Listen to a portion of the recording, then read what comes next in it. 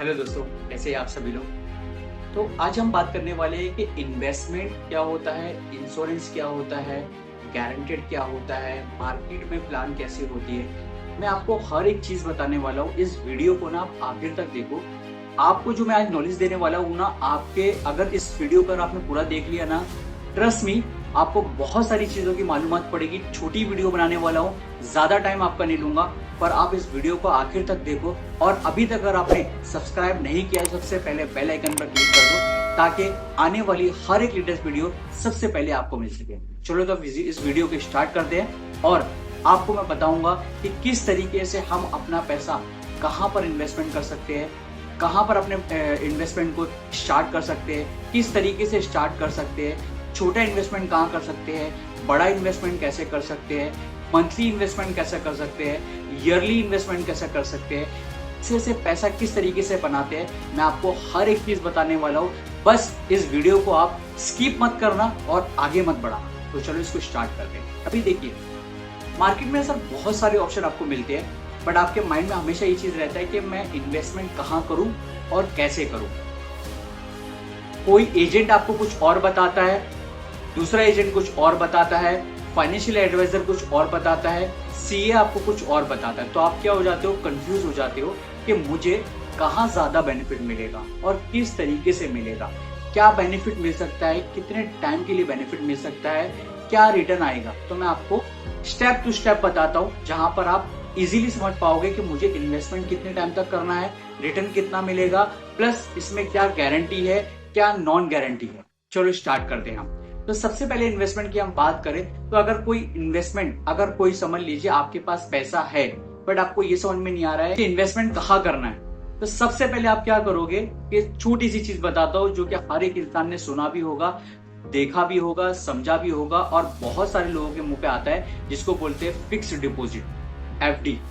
अगर आप short duration की प्लानिंग करना चाहते हो, जैसे कि 6 महीने के लिए, 1 साल के लिए, 15 महीने के लिए, 2 साल के लिए, 3 साल के लिए, तो आप फिक्स डिपॉजिट कर सकते हैं। ठीक है सर। इसमें आपका क्या होगा, आपको एक साल के लिए अगर आप एफडी करते हो तो आपको जो रेट ऑफ इंटरेस्ट अभी चल रहा है सर, वो चल रहा है 6%, 6.5%। तो यहाँ पर अगर आप 1 लाख रुपए इन्वेस्टमेंट करते हो तो आपको जो रिटर्न मिलेगा 1 साल के बाद वो मिलेगा 6.5%, मतलब 1 लाख पे 6,500 रुपए।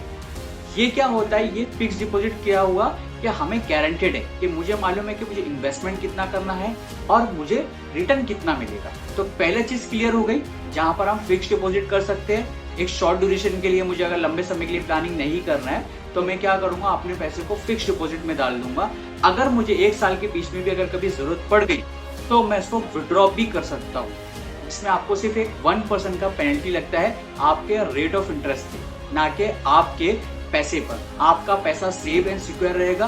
बस आपने जो 6% पे लॉक किया था वो अब आपको 5% मिलेगा। तो पहला हो गया फिक्स डिपॉजिट।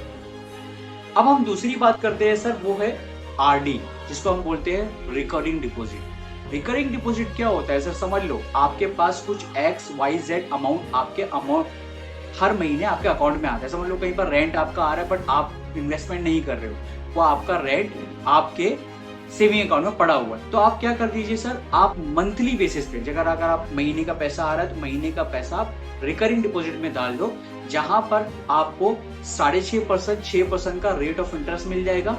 मतलब जो पैसा आपका फिक्स आपके सेविंग अकाउंट में पड़ा था, अब वो आपको रिटर्न मिलेगा। तो आपका क्या होगा, उसी पैसे का रेट ऑफ इंटरेस्ट मिल रहा है, मतलब मेरे पैसे का ग्रोथ हो रहा है, मेरे पैसे का इंक्रीमेंट हो रहा है। तो मैं अपना पैसा रिकरिंग डिपॉजिट में मंथली डाल दूंगा। समझ लो मेरे पास 5,000 आता है, 10,000 आता है, 20,000 रुपए आता है, तो मैं हर महीना आरडी बना दूंगा, 1 साल के लिए, 15 महीने के लिए, 2 साल के लिए।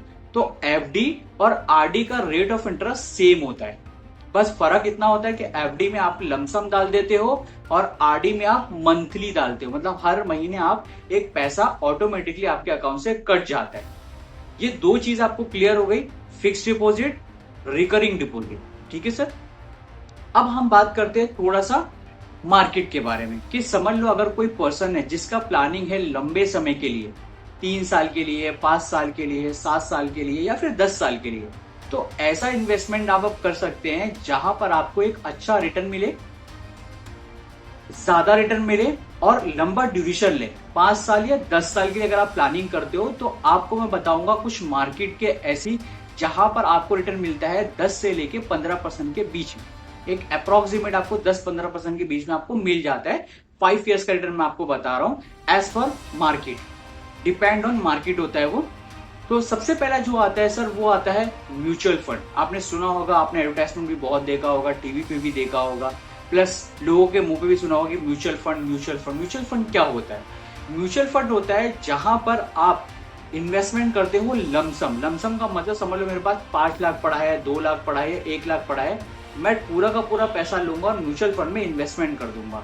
वो म्यूचुअल फंड क्या होता है? वहां पर एक फंड मैनेजर होता है जहां पर आपका पैसा मार्केट में इन्वेस्टमेंट कर दिया जाता है, कोई भी फंड में डाल दिया जाता है, जिसमें 3 साल का, 5 साल का, 7 साल में, 10 साल में जो भी आप रिटर्न लेना चाहोगे तो आपको रिटर्न मिलता है। तो वो क्या होगा, लॉन्ग ड्यूरेशन के लिए आप प्लानिंग कर सकते हो, जो डिपेंड ऑन मार्केट है। यहाँ पे जो आपका रेट ऑफ इंटरेस्ट है वो अप एंड डाउन होगा, यहाँ पे कोई फिक्स नहीं होता है। बट अगर आप प्लानिंग कर रहे हो 5 साल के लिए, 7 साल के लिए, तो आपको अच्छा खासा रिटर्न मिलेगा इसके अंदर।